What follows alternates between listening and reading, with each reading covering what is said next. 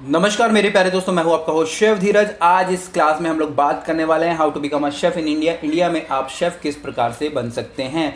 अगर आप ऑलरेडी काम कर रहे हैं किसी रेस्टोरेंट में, होटल में, या आप 10th 11th 12th के बच्चे हैं और आपको लगता है कि आपको भी शेफ बनना चाहिए, तो आपके लिए वीडियो बहुत ही ज़्यादा हेल्पफुल होने वाला है। यहाँ पे कुछ पॉइंट्स मैं लेने वाला हूँ जो कि आपके विज़न को एज अ शेफ़ की तौर पे ज़्यादा क्लियर करेंगे। सबसे पहले पॉइंट आ जाते हैं कि अगर आपको शेफ़ बनना है तो आपको यही सोचना पड़ेगा कि आपको शेफ़ क्यों बनना है, रीज़न क्या है आपका, आप एक शेफ़ बनना चाहते हैं। यहाँ पे दो चीज़ें हो सकती हैं, या तो आप बोलेंगे ये मेरा पैशन है, मुझे खाना बनाने का जुनून है, जज्बा है और मैं लोगों को खाना खिलाना चाहता हूँ, बनाना चाहता हूँ, इसलिए मैं शेफ़ बनना चाहता हूँ।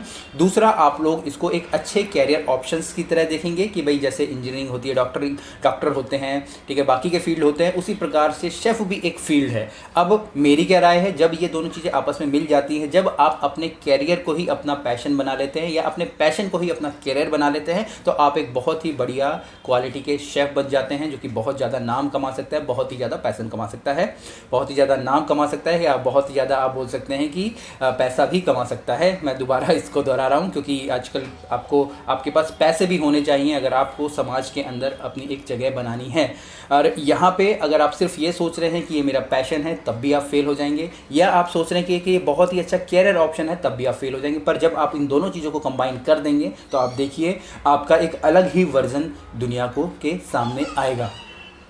दूसरा यहाँ पे है कि अगर आप इस फील्ड में ऑलरेडी हैं, जैसे कि मान लीजिए ऑलरेडी आप कहीं पे एज अ कुक काम कर रहे हैं, कहीं पे हेल्पर काम कर रहे हैं, कहीं पे एज असिस्टेंट कुक काम कर रहे हैं, या अभी आप चाहते हैं किसी भी कॉलेज में एडमिशन लेना, तो सबसे पहले यही होता है कि आप कहीं ना कहीं जाके हैंड ऑन एक्सपीरियंस लीजिएगा, कहीं ना कहीं जाके आप थोड़ा सीखने की ज़रूर कोशिश कीजिएगा। जैसे कि आप चाहे तो जैसे मेरी वीडियोज़ हैं वहाँ से सीख सकते हैं, आप अपने घर में भी खाना बना के सीख सकते हैं, क्योंकि इतनी सारी थ्योरेटिकल आपको चीज़ें मिल जाएंगी।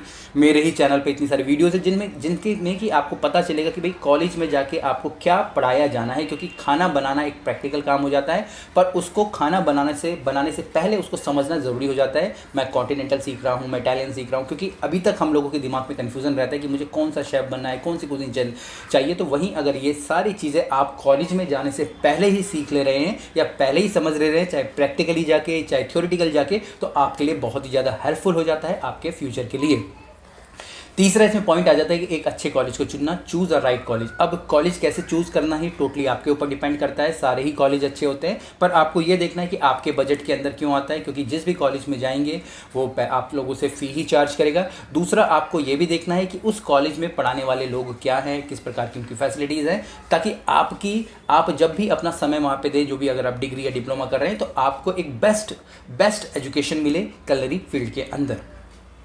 इसके बाद यहाँ पे जो चौथा पॉइंट आ जाता है वो आ जाता है प्लेसमेंट का। जब आप कॉलेज में चले गए, आपने एडमिशन ले लिया, इसके बाद जो आपकी JTIT हो जाएगी, उसके बाद आपको देखना है कि आप एक अच्छी जगह आपको प्लेसमेंट मिल जाए, किसी एक अच्छे होटल में, किसी एक अच्छे रेस्टोरेंट में, जहाँ पे जो भी आपने अपने कॉलेजेस में सीखा है वो सारी की सारी चीज़ें यहाँ पे आप सीख रहे होंगे। प्लेसमेंट के दौरान भी आप लोग सीख ही रहे होते हैं वहाँ पे, क्योंकि उस समय आपकी एज अ कॉमिक लग जाते हैं या फिर आप वहाँ पे जॉब ट्रेनिंग काम कर रहे होते हैं। तो आपको एक अच्छा प्लेसमेंट भी ढूंढना है।